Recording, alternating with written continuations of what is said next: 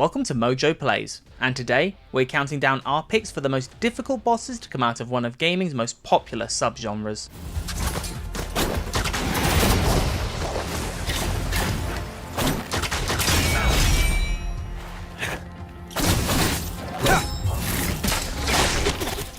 Before we begin, we publish new content all week long, so be sure to subscribe and ring the bell to get notified about our latest videos. Shriek, Ori and the Will of the Wisps.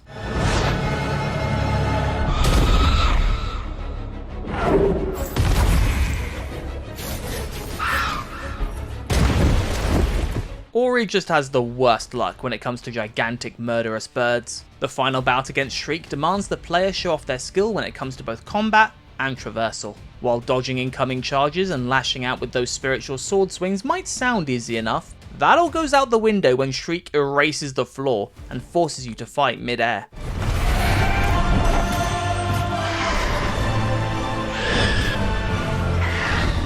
From there, you better hope you're near an incoming attack to parry, as well as use as leverage to keep yourself afloat. Otherwise, it's curtains for Ori.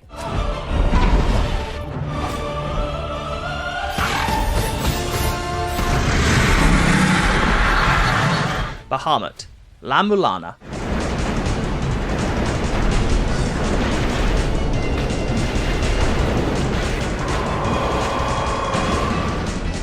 This isn't the Final Fantasy dragon you're used to. Instead, this speedy little bastard likes to stay underwater until they decide to leap out and barrage you with projectiles until you're 6 feet under. For the most part, this game has you whipping deities as an Indiana Jones style explorer, in typical Metroidvania fashion. But all that changes when you're put in a boat and have to navigate Bahamut's seemingly never-ending volley of attacks.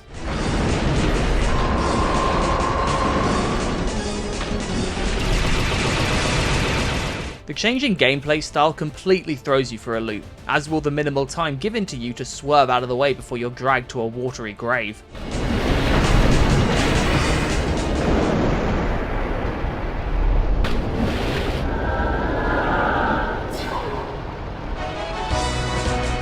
Alfred, Bloodstained, Ritual of the Night.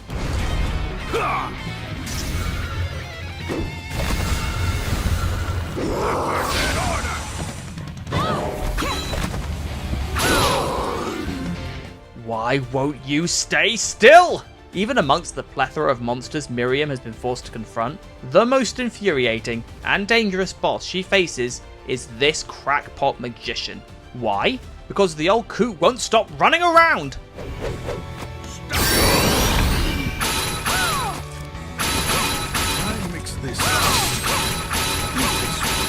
He'll bolt right past you and throw out an endless slew of status effects that will cause you to crit, become poisoned, suspended in time, all the while he piles on the damage. Even the giant Hell Hydra we fight at the very end didn't come close to the bombardment Alfred put us through. How many times do we have to teach you this lesson, old man?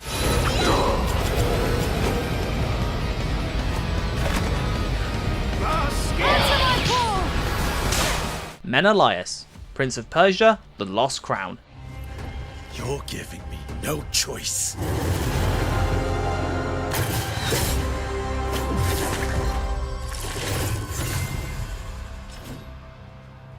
If you thought you knew what you were getting into with this archer, think again. Sure, the sheer amount of projectiles he can unleash can be a hassle, especially when they turn into homing missiles, but it's nothing a few well-timed dodges and parries can't overcome. But then he reveals he's actually a martial artist. One who comes with a crazy counter that will do a serious amount of damage to Sargon if you aren't careful.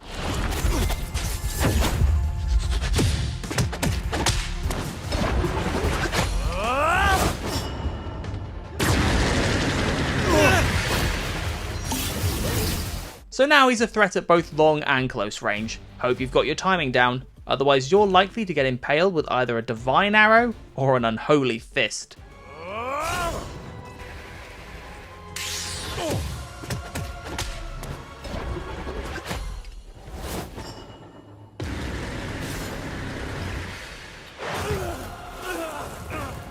Blackmore, Castlevania, Order of Ecclesia.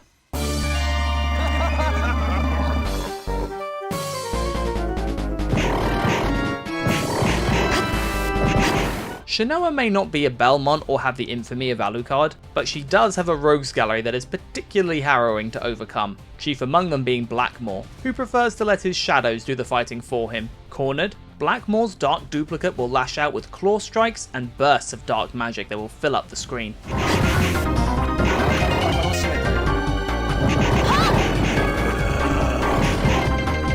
While you'd think being able to spam light and fire magic might make quick work of it, the second phase's sheer ferocity will ensure you're kept on your toes.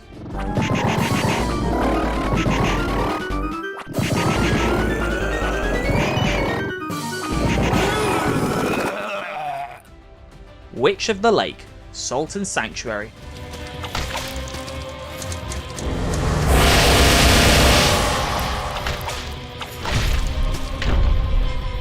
Now we understand why magic users get so much hate, especially when they spam moves like this. While at first glance you think the witch to be rather feeble when compared to the staggering size of other bosses roaming the land, she has one thing they don't. Homing balls of magic she is all too happy to repeat ad nauseum. Unless you get insanely lucky with your dodges, you're liable to get overwhelmed by her bombardments.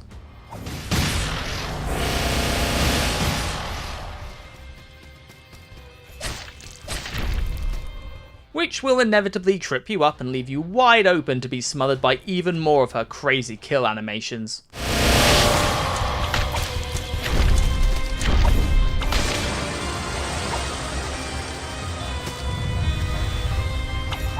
Eviturno, Blasphemous 2.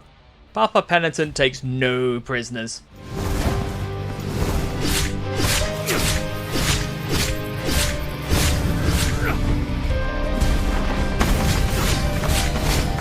The leader of the Arch Confraternity is a true menace when it comes to the spectacular sequel's final encounter. His first phase, while a little on the hectic side, is wholly doable. We dare say it's one of the easier boss encounters. And then phase 2 begins. Trading projectiles for a sword, Eviturno goes berserk, unleashing swings that nearly take up the entire screen, all of which come in rapid succession.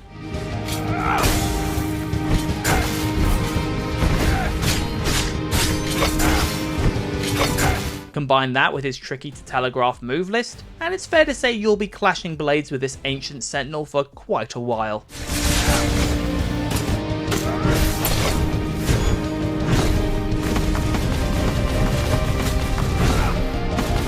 The Emperor, Eterna Noctis.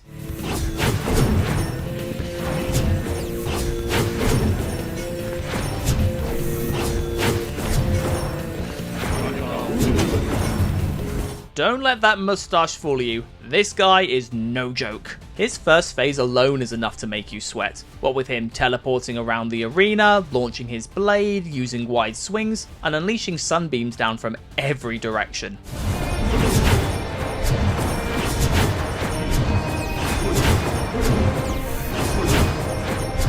But then it gets infinitely worse. Not only does the rate of his attacks go up exponentially, his sword starts to bounce around like a buzzsaw, taking up huge portions of your view. So not only do you have to constantly be aware of that little annoyance, but find time to counter as the Emperor continues to teleport all over the damn place, while peppering you with attacks that also happen to be wide in scope. Hurry up and abdicate already!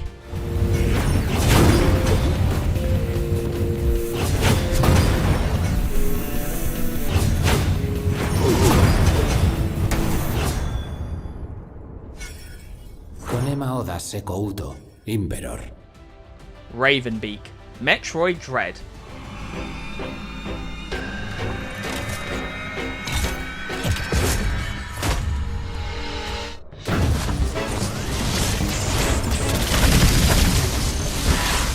Turns out that not only does Samus have a father, but he's also a giant mechanized birdman with one of the toughest boss fights in recent memory. Beak is as ferocious as they come, whether it's unloading waves of energy from his arm cannon, lashing out with combos that will send Samus flying, or unloading miniature suns into her face. And that's all before he grows wings of his own, so he can rain down death from above.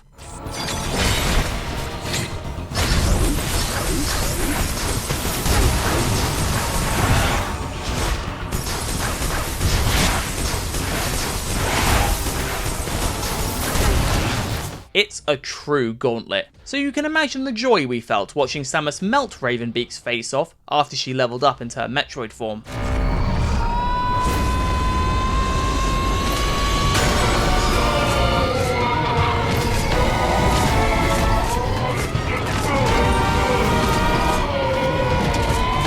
Absolute Radiance, Hollow Knight.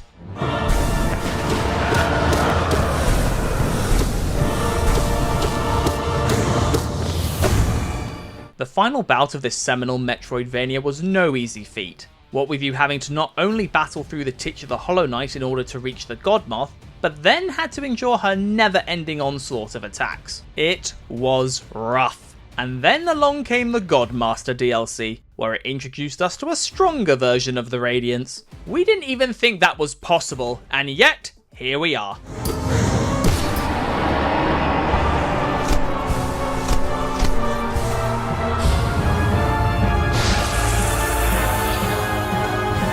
Blisteringly fast while also having 2 or 3 attacks on the go at once, Absolute Radiance demands absolute perfection if you want to walk away the victor. So, best of luck?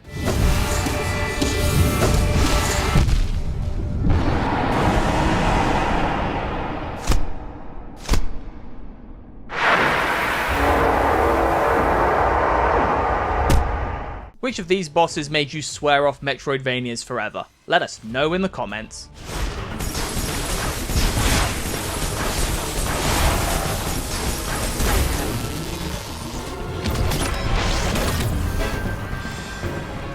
Check out these other great clips from MojoPlays, and be sure to subscribe and ring the bell to get notified about our latest videos.